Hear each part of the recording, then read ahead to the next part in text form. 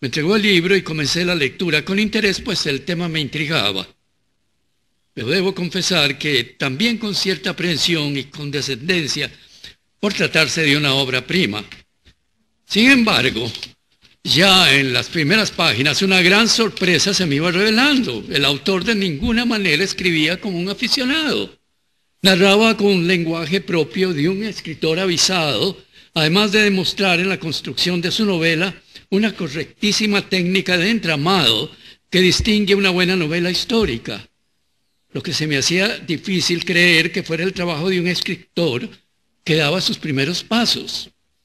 Antes quiero explicar que la novela histórica como subgénero requiere una vasta experiencia como escritor y no siempre es posible alcanzar el éxito en ese tipo de narración. En el fondo, la novela histórica intenta compaginar dos tareas originariamente separadas, de las que habla Aristóteles en su Poéticas. Según el filósofo, el historiador narra lo que ha sucedido y el literato lo que podría suceder. La combinación y equilibrio de esos dos factores presentan problemas estructurales que son bien difíciles de resolver en la elaboración de la novela histórica. La diferencia del que escribe una novela no histórica, es decir, una novela corriente, es que el autor en su relato utiliza elementos que el lector conoce desde el contexto extraliterario y por consiguiente tiene la posibilidad de interpretarlos literalmente dentro del sistema ficticio de la narración. Pero la novela histórica, la dificultad estriba precisamente en que la parte imaginaria del autor debe estar unida fielmente a acontecimientos auténticos del pasado que exigen una total fidelidad, razón por la cual se requiere de parte del autor una gran preparación documental y erudita, ya que de lo contrario, lo histórico se convertiría solamente en un pretexto para la acción, como sucede en las malas novelas históricas, o bien puede suceder lo contrario, cuando el autor de la novela histórica hace predominar claramente en su trabajo los hechos históricos sobre los hechos imaginados como un pretexto para exponer teorías o ideologías con el resultado de que la narración toma un carácter casi ensayístico, lo que desnaturaliza el género de la novela histórica.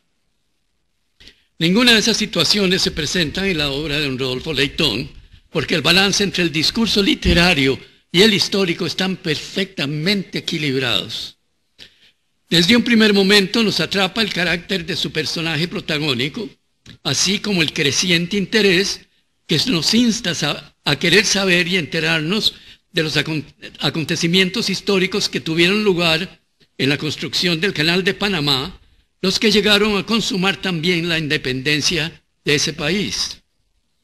La personalidad de Philippe Vanneau varía, que logra Leitón describirnos en su libro, desde su aspecto físico, sus antecedentes sociales y su formación dentro del marco histórico que le tocó vivir, unidos a las posibles motivaciones psicológicas que explican sus comportamientos, nos hace pensar que no pudo haber existido de otra manera.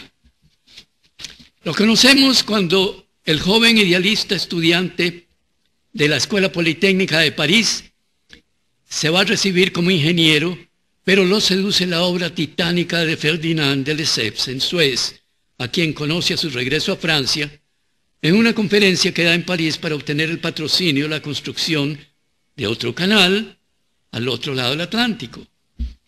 Desde ese momento el joven decide unirse a la compañía de Lesseps, pues lo llena de entusiasmo la grandiosa obra que habrá de construirse en el Istmo. Nos lleva el autor a través de todo un mar de trágicas vicisitudes en la construcción del histórico proyecto que en determinado momento estuvo destinado al fracaso. Describe las dificultades con que topó la compañía de Lesseps, las que impedían el progreso de la costosa empresa, como fueron las excavaciones en suelos muy diferentes a los de Egipto, los que producían cuantiosos derrumbes favorecidos por torrentosas lluvias tropicales, además de las plagas y las enfermedades de la zona que cundían y diezmaban a los trabajadores en proporciones casi dantescas. Condiciones que nunca previó Ferdinand de Lesseps, pues además de insistir con obstinación en realizar su obra tal como había planeado en Suez, rechaza la solución del brillante ingeniero Benoît Barilla, que propone la construcción del canal mediante esclusas en el Paso de Culebra. La compañía de Lesseps, nos dice, cae en bancarrota, pero Philippe sabe que ese importante proyecto debe concluirse a toda costa. Su determinación y absoluta confianza la funda en la convicción de que él sabe cómo solucionar técnicamente los problemas para lograr ese fin. Además está en juego su prestigio, su fortuna, que ha formado ya con su hermano una empresa para tal fin. El prestigio y la gloria de Francia también dice, y como veremos al final, con una nota de ironía, está también el creerse ser un hombre del destino. La segunda parte de la novela, lejos de decaer, atrapa al lector con todo un juego de entramados e intrigas de orden político entre naciones y empresas donde Philippe juega sus cartas de manera brillante para obtener el patrocinio requerido que le permita terminar con la gigantesca obra. Lo vemos tratando de revivir el proyecto de Francia sin ningún resultado. Va a Rusia, lo intenta en los Estados Unidos, en una época en que ese país favorecía más la construcción de un canal interoceánico en Nicaragua. Philippe se aprovecha de amistades, influencias y finalmente sabe que su último recurso está en una magnífica jugada, que es la de aprovechar el movimiento independentista de Panamá para separarla de Colombia. Golpe decisivo en su estrategia.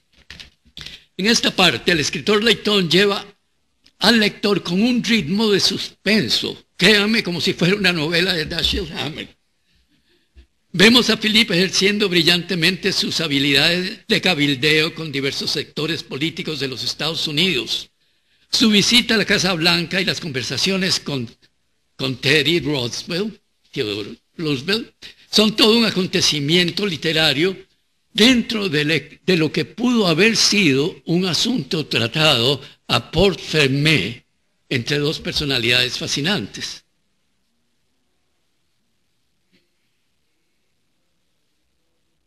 Me sorprende también la habilidad que tiene Leighton de interpolar de una manera muy amena ciertos hechos casuales que le dan colorido a su relato, como la manera en que vemos a Teddy Roosevelt casi como un abuelo contarle a la pequeña hija de Philippe cómo cazó un tigre de Bengala cuya piel luce como alfombra en la Casa Blanca. O bien cuando se entera que entre los trabajadores de la construcción del canal aparece un pintor que se había quedado varado en ese país y que paga sus deudas con un cuadro que lleva la firma nada menos que de Paul Gauguin. Y esto es cierto, el trabajador era Paul Gauguin. No quiero terminar sin hacer mención del magnífico uso del idioma que tiene el señor Leighton, así como el manejo del diálogo en la obra, que sí me llamó la atención especialmente por mi oído de dramaturgo.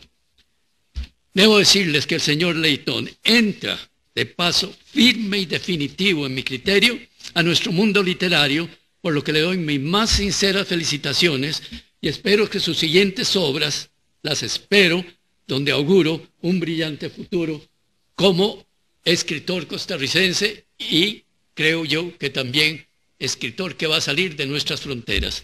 Muchas gracias.